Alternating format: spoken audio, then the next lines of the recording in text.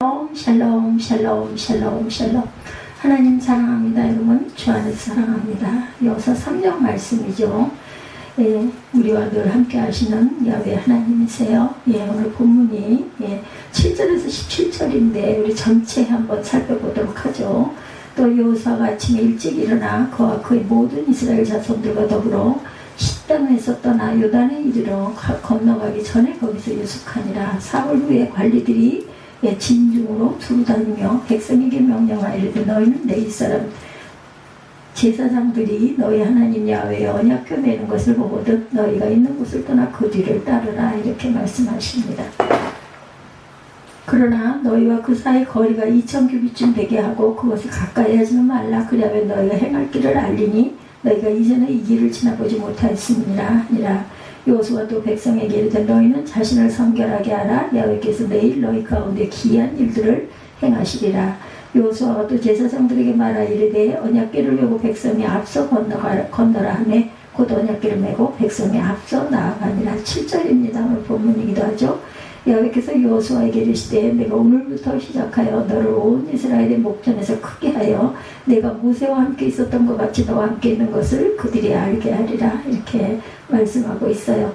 3장 전체 보죠. 1, 2장까지는 모세를 대신해서 새로운 이스라엘의 지도자로 임명된 여호수아의 소명 장면, 또한 가나안 정복 전쟁에 앞선 여리고 성 정탐 사건을 소개한 데 이어서 3장에서부터 5장까지는 마침내 요단강을 건너 약속의 땅 가나안에 처음부터 주도해 오셨고 성취해 오셨던 것이죠. 이 모든 그 여정들 바로 누가 이스라엘을 사랑하시는 하나님께서 처음부터 주도하셨고 성취해 오셨다.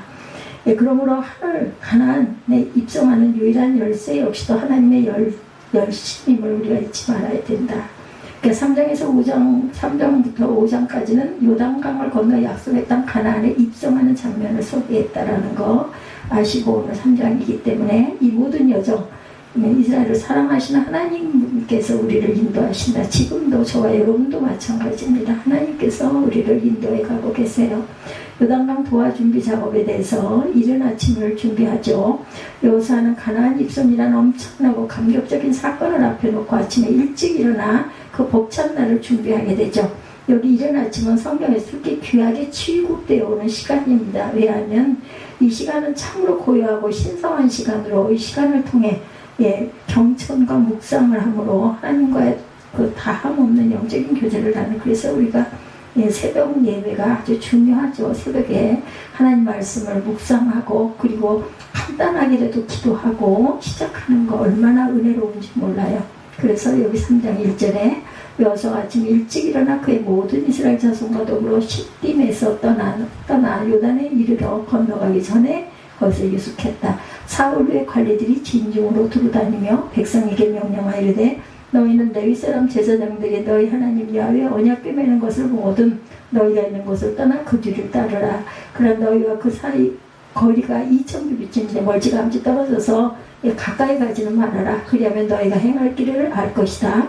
너희가 이전에 이 길을 지나보지 못하였음이라 하니라. 여호수아가 또 백성에게 이르되 너희는 자신을 성결하게 하라. 야훼께서 내일 너희 가운데 기이한 일을 행하시리라.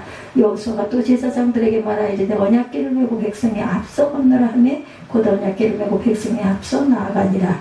야훼께서 여호수아에게 이르시되 내가 오늘부터 시작하여 너를 온 이스라엘의 목전에 크게 하여 내가 모세와 함께 있었던 것 같이 너와 함께 있을 것을 그들이 알게 하리라 말합니다.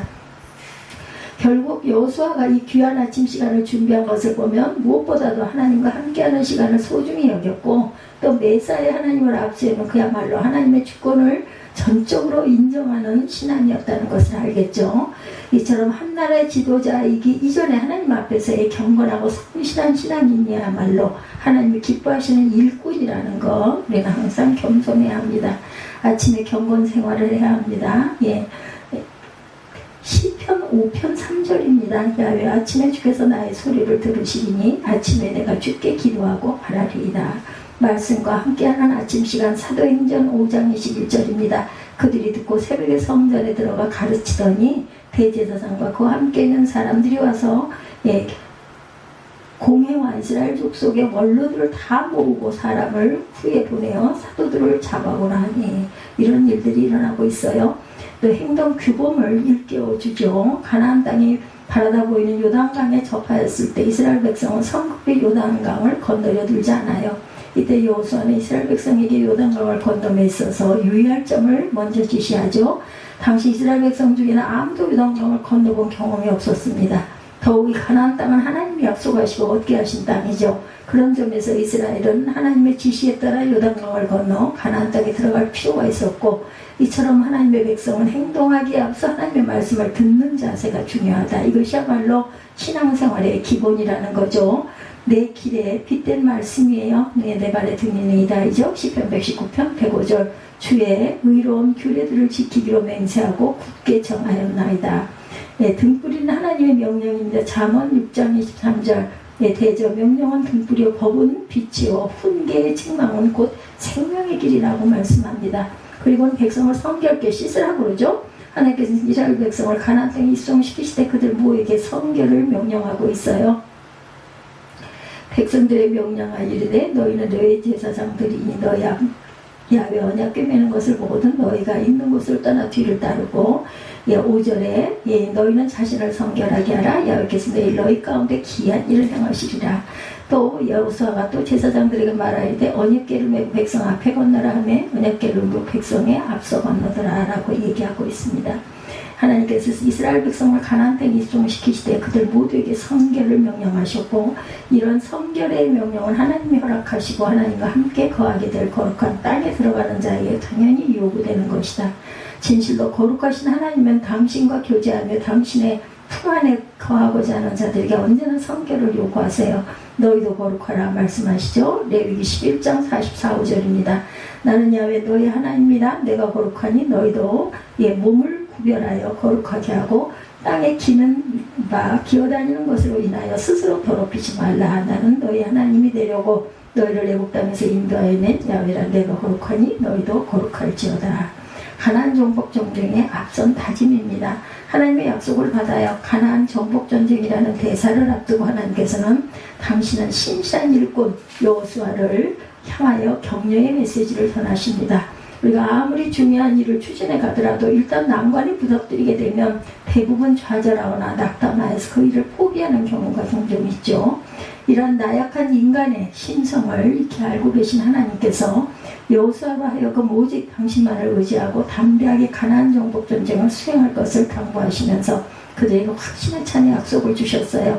어려울 때마다 하나님의 약속의 말씀은 우리에게 큰 힘이 된다라는 거죠.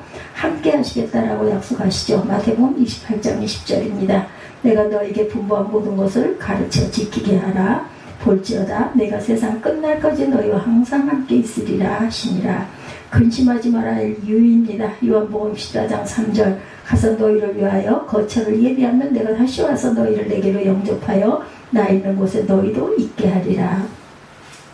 하나님의 명령과 지시를 기억하고 순종하라고 하나님이 약속하신 거룩한 땅에 나아가는 자들에게 요구되는 자세는 무엇보다 하나님의 말씀을 듣고 기억하고 말씀에 따라 순종하는 것.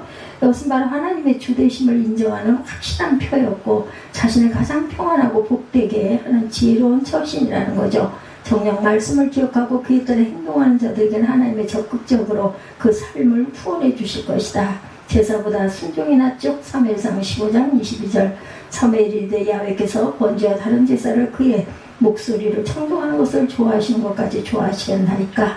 순종의 제사보다 낫고 듣는 것이 수양의 기름보다 나으니 범사에 우리는 주를 인정해야 됩니다. 잠언 3장 6절 너는 범사에 그를 인정하라. 그리하면 내 길을 지도하시리라. 언약궤를 앞세우게 하죠. 여호수아는 또 제사장의 말이되 언약궤를 메고 백성 앞서 건너라 하며 언약궤를 메고 백성이 앞서 건너더라. 여호와께서 여호수아에게 이르시되 내가 오늘부터 시작하여 너를 온 이스라엘의 목전에서 크게 하여 내가 모세와 함께 있었던 것 같이 너와 함께 있을 것을 그들에게 알게 하리라. 8절입니다. 너는 언약궤를 맨 제사장들에게 명령하여 이르기를 너희가 요단 물가에 이르거든 요단에 들어서라 하라. 여호수아가 이스라엘 자손에게 이르되 이리 와서 너희 하나님 야훼의 말씀을 들으라 하고 또 말하되 살아계신 하나님이 너희 가운데 계시사 가나안 족속과 헷 족속과 히위 족속과 브리스 족속과 길가스 족속과 아모리 족속과 여부스 족속을 너희 앞에서 반드시 쫓아내실 줄을 이것으로서 너희가 알리라. 보라 온 땅의 주의 언약궤가 너희 앞에서 요단을 건너가나니 이제 이스라엘 지파 중에서 각 지파에 한 사람씩 12명을 택하라. 온 땅이 주 야훼 궤를 맨 제사장들의 발바닥에 요단물을 밟고 멈추면 요단물 곧 위에서부터 흘러내리는 물이 끊어지고 한 곳에 쌓여 서리라. 이렇게 말씀하세요. 근데 정말 그렇게 됐죠. 백성이 요단을 건너려고 자기들의 장막을 떠날 때 제사장들은 언약궤를 메고 백성 앞에서 나아가니라. 이렇게 말씀하고 있습니다. 그래서 언약궤를 앞세우고 가죠. 하나님께서 이스라엘 백성이 요단강을 도하할 때 성급하게 강물에 뛰어들지 말고 언약궤를 앞세울 것을 명합니다. 여기 언약궤는 바로 하나님의 거룩한 임재의 처소고 하나님의 약속의 증표라고 하겠죠. 결국 이를 앞세운다 하면 하나님을 앞세우는 경건한 행위, 하나님의 약속을 굳게 믿고 나아간다는 신앙적 행위입니다. 하나님을 앞세우라. 민수기 10장 33절에서 36절입니다. 그들이 야훼산에서 떠나 3일길을 갈 때 야훼 언약궤가 그 3일길에 앞서가며 그들의 쉴 곳을 찾았고 그들이 진영을 떠날 때 낮에는 야훼 구름이 그 위에 덮였었더라. 궤가 떠날 때는 모세가 말하되 야훼여 일어나사 주의 대적들을 흩으시고 주를 미워하는 자와 주 앞에서 도망하게 하소서 하였고 궤가 쉴 때에는 말하되 야훼여 이스라엘 종족들에게로 돌아오소서 하였더라. 요단강을 건너요 제사장들이 앞장서서 제사장들은 하나님으로부터 특별히 선택돼서 하나님과 백성들 사이에 거룩한 봉사를 하는 자들이에요. 지금으로 보면 목사, 선교사들이죠. 특히 그들은 이스라엘에서 영적인 스승이고 경건한 지도자들입니다. 하나님은 그 제사장들로 하여금 언약궤를 매게 하고 백성들을 앞에 서게 합니다. 먼저 하나님께 봉사하고 하나님의 명령에 순종하는 모범을 보이게 함으로 백성들로 하여금 자발적으로 그들을 따르게 했어요. 실로 지도자들이 솔선포만한 모범적인 행위, 온 공동체 전체에게 빛과 활력을 불어넣고 있습니다. 언약궤를 맨다. 여호수아 3장 오늘 14절 백성이 요단을 건너려고 자기들의 장막을 떠날 때 제사장들은 언약궤를 메고 백성 앞에서 나아가니라 읽었죠. 말씀을 가르치고 권합니다. 디모데전서 6장 2절 사람들이 너희를 출교할 뿐 아니라 때가 이르면 물론 너희를 죽이는 자가 생각하기를 이것이 하나님을 섬기는 일이라 하리라. 믿음으로 요단강에 들어갑니다. 당시 이스라엘 백성이 가나안 땅에 입성해야 했던 상황은 팔레스타인에서 우기를 해당하는 때로 비가 오는 때예요. 요단강 물이 상당하게 불어나 있었다고 그래요. 이런 열악한 상황에서 어린아이와 부녀자들을 등과 함께 요단강을 건넌다는 것 아주 무서운 일이죠. 그러나 이스라엘 백성은 하나님의 명령을 굳게 믿고 담대히 요단강 물에 발을 내디딥니다. 진실로 자신의 의지와 생각을 버리고 오직 하나님의 뜻과 명령만을 붙잡고 행하는 인생들에게 하나님은 다함없는 사랑과 후원을 해주신다라는 것, 믿음의 중요성입니다. 히브리서 11장 6절이죠. 믿음이 없이는 하나님을 기쁘시게 하지 못하나니 하나님께 나아가는 자는 반드시 그가 계신 곳과 또한 그가 자기를 찾는 자들에게 상 주시는 이심을 믿어야 할지니라. 담대한 신앙이 필요합니다. 요한복음 16장 33절 이것을 너에게 이르는 것은 너희로 내 안에서 평안을 누리게 하려 합니다. 세상에서는 너희가 환난을 당하나 담대하라. 내가 세상을 이기었노라. 하나님의 이적을 체험하게 되죠. 믿음으로 하나님이 명한 바를 쫓아 담대히 나아갔던 이스라엘 백성들은 아무런 해나 상함도 없이 요단강을 무사히 건너는 놀라운 일을 체험합니다. 이처럼 믿음으로 행하며 하나님을 높이는 인생은 날마다 하나님이 베푸시는 이적을 몸으로 체험할 수 있다. 믿음의 그 정의에 대해서 히브리서 11장 1, 2절입니다. 믿음은 바라는 것들의 실상이며 보이지 않는 것들의 증거니 선진들이 이로써 증거를 얻었느니라 말씀하고 있어요. 그래서 여호수아와 히브리서 이것도 이렇게 쌍을 기른다라는 거. 15절에 요단이 곱씹 거두는 시기는 항상 문득에 넘치더라. 궤를 맨 자들이 요단에 이르며 궤를 맨 제사장들의 발이 물가에 잠기자 위에서부터 흘러내리던 물이 그쳐서 사르단에 가까운 매우 멀리 있는 아담 성읍 변두리에 일어나 한 곳에 쌓이고 아라바의 바다 여메로 향하여 흘러가는 물은 온전히 끊어지네. 백성이 여리고 앞으로 바로 건널세. 야훼 언약궤를 맨 제사장들은 요단 가운데 마른 땅에 굳게 섰고 그 모든 백성이 요단을 건너가기를 마칠 때까지 모든 이스라엘은 그 마른 땅으로 건너갔더라. 물이 멈췄어요. 그죠? 끊어지는 바람에 마른 땅이 되어서 건넜다. 이렇게 기적이 일어났습니다. 이스라엘 백성은 하나님의 약속과 명령을 쫓아 요단강에 발을 내디딤으로 역사적인 가나안 진압의 위협을 달성합니다. 이는 믿음으로 행한 일이었고 진정 믿음은 하나님 나라에 들어가는 전제 조건이라는 것. 그래서 함께 하시는 야훼 하나님이에요. 7절에서 17절까지 여호수아 3장 요단 도하 사건이죠. 여호수아 3장 7절에서 14절에는 이스라엘 백성이 요단강을 건너는 장면에 관한 이야기, 지금까지 우리가 쭉 읽으면서 추석을 적용해서 봤습니다. 이들은 300년 가까이 소수민족으로 살던 애국을 40년 전에 떠나 광야에서 정처없이 떠돌이로 지내다가 꿈에 그리던 정착지인 가나안 코앞에까지 왔어요. 애국에서 가나안까지는 이스라엘 백성들의 이동 속도가 아무리 느리다 하더라도 2-3달이면 충분했는데 한 세대도 넘는 세월이 흘렀습니다. 그래서 1세대들이 다 죽죠. 여호수아와 갈렙 만났고, 애국을 떠날 때 20살이 넘는 사람은 광야에서 모두 죽었습니다. 긴 세월을 기다리던 그들의 마음이 얼마나 설렜는지 충분히 상상할 수가 있어요. 그들이 가나안으로 들어가려면 요단강을 꼭 건너야 했다. 그들이 서해 왼편이 아니라 오른편으로 우회했기에 이런 일이 벌어진 것이죠. 우회할 수밖에 없는 어떤 속사정이 당연히 있었겠죠. 그 시대에 가나안에 사는 원주민 부족민들이 동편을 요단강이 막아준다고 생각해서 주로 남쪽을 경계했다면 이스라엘 백성들이 사해 우편으로 우회하는 게 전략적으로 옳습니다. 이스라엘이 가나안의 자리를 잡으려면 가장 강력한 부족을 먼저 정복해야 할 수가 있었죠. 그래서 예루살렘에 사는 여부수족이 가장 강력했고 여기를 점령하려고 하죠. 그들과 직접 전투를 벌이게 된 이스라엘 백성들에는 역부족이었고 가나안에 첫 발을 들여놓기도 전에 모든 일이 수포로 돌아갈 수가 있었어요. 남쪽에서 곡장 직진해서 올라가면 예루살렘을 만나게 됩니다. 예루살렘에서 북동쪽으로 23km 있는 여리고를 먼저 치는 게 최선책. 그렇다면 당연히 사해를 우회해서 올라가야 되죠. 여리고는 요단강 서편 8km 떨어져 있습니다. 여기까지는 모세가 지도자로 살았을 때 진행된 이야기. 모세는 이스라엘 백성들이 이끌고 계획했던 대로 올라가다가 모압 지역에서 죽죠. 누보산을 바라보면서. 뒤를 이어서 여호수아가 지도자가 됩니다. 이제 여호수아는 백성을 이끌고 요단강을 건너야 할 그러한 기로에 놓여 있게 되죠. 요단강이 한강이나 낙동강처럼 큰 강은 아니에요. 갈릴리에서 사해까지 지형에 따라서 넓어졌다가 좁아지기도 하면서 이어지는 그런 강. 어떤 지역에는 어렵지 않게 건널 수 있습니다. 문제는 지금 이스라엘 백성 중에는 어른들만 아니라 남녀노소가 다 모여있다라는 것.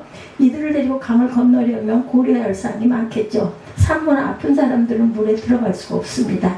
강을 건널 때 적의 공격을 받으면 그만 다 몰살할 수도 있어요. 강을 건넌다 하더라도 피해가 엄청나게 크겠죠. 크지 말아야 할 이런 일들도. 새롭게 이스라엘의 지도자가 된 여호수아는 고심에 고심을 거듭하지 않을 수가 없었다. 그 장면에서 여호수아는 야훼 하나님의 말씀을 듣게 됩니다.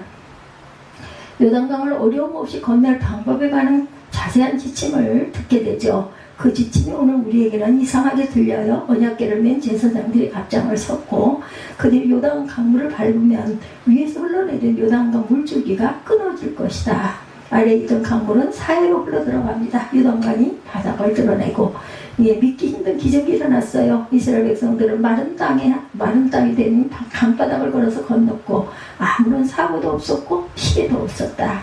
대대손손 전승될 만큼 놀라운 일이 벌어진 것이죠. 요단강 도하 사건은 40년 전에 일어났던 홍해 사건과 맥을 같이 합니다. 홍해 이야기는 출애굽기 14장에 증거하고 있죠. 당시 이스라엘 백성이 처지는 진퇴양난, 그들 앞에는 홍해가 기다리고 있었고 그들의 뒤에는 애국왕 바로가 보낸 기마병이 뒤쫓고 있죠. 이스라엘 백성들은 모세를 원망합니다. 애국의 매장지가 없어서 이 광야에서 우리를 죽게 하느냐고 아주 아우성을 치죠. 여호와는 모세에게 지팡이를 든 손을 들어서 홍해를 갈라지게 하라고 명령을 하십니다.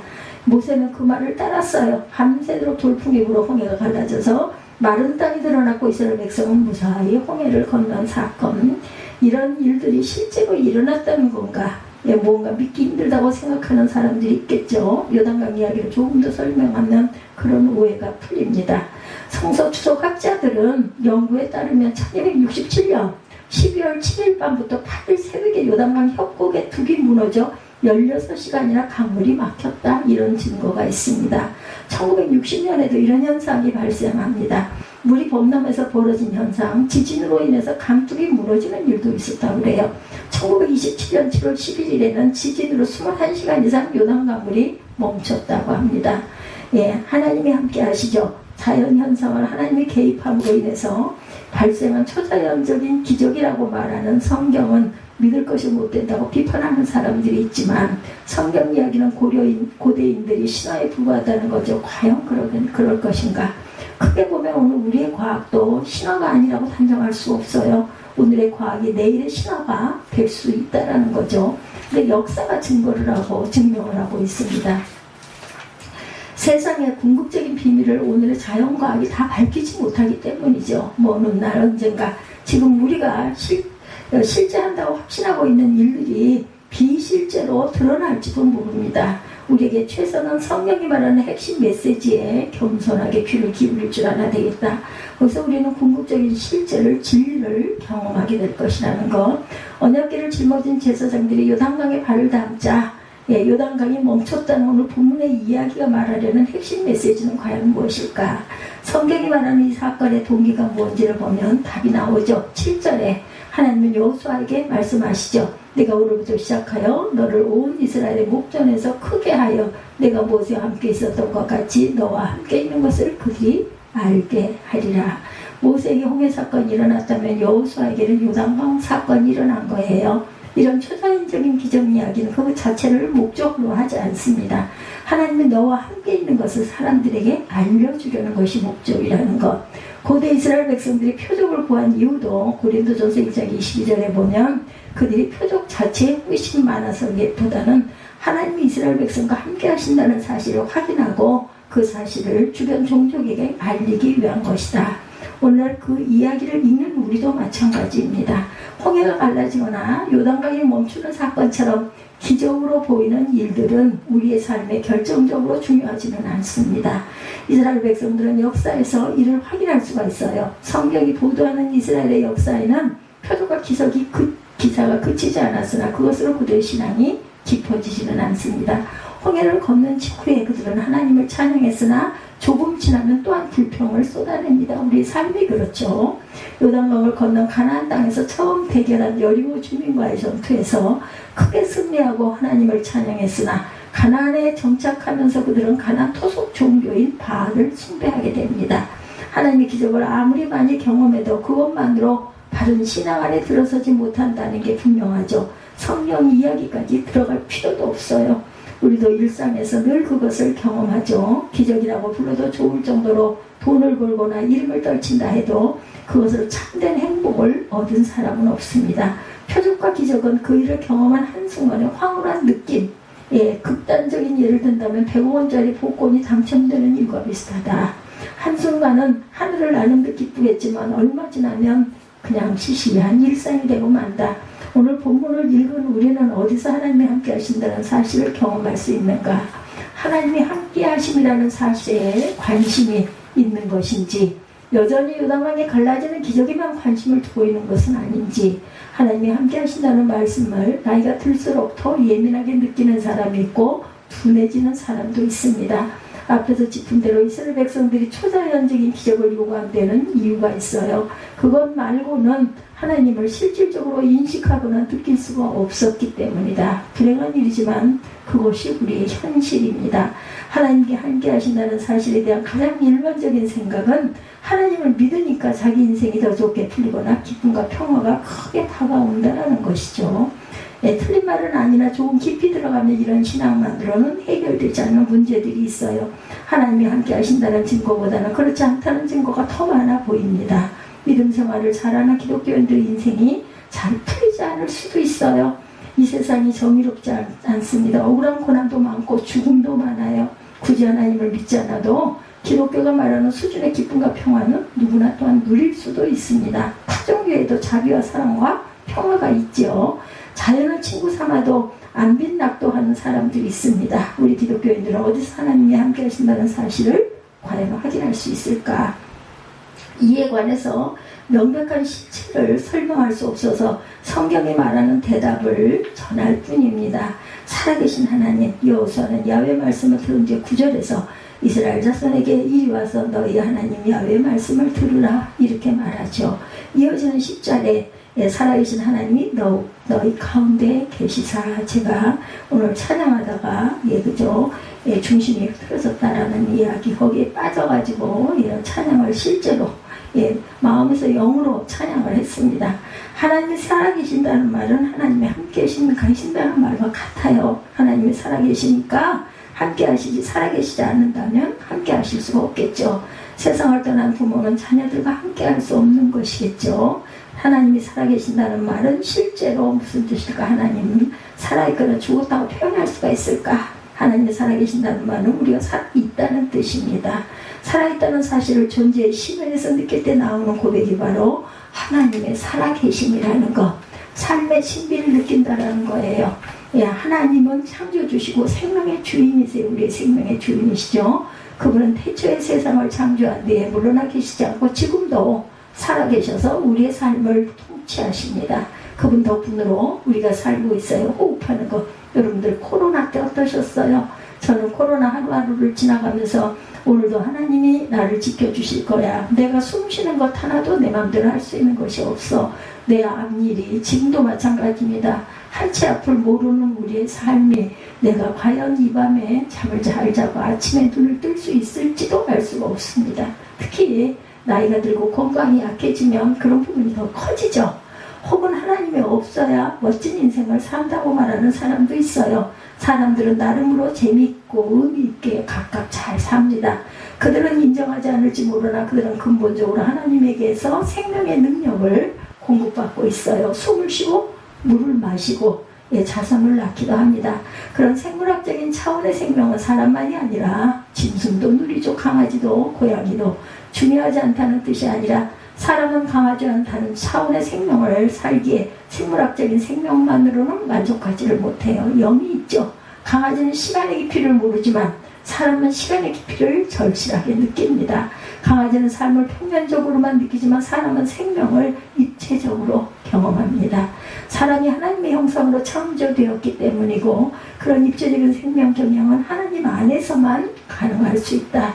예를 들어 기독교 신앙에 내세가 있죠. 내세 신앙은 유치한 게 아니라 삶에 대한 훨씬 심층적인 가르침이라는 거. 사람은 순간의 삶만으로 생명을 충만하게 느끼지를 못해요.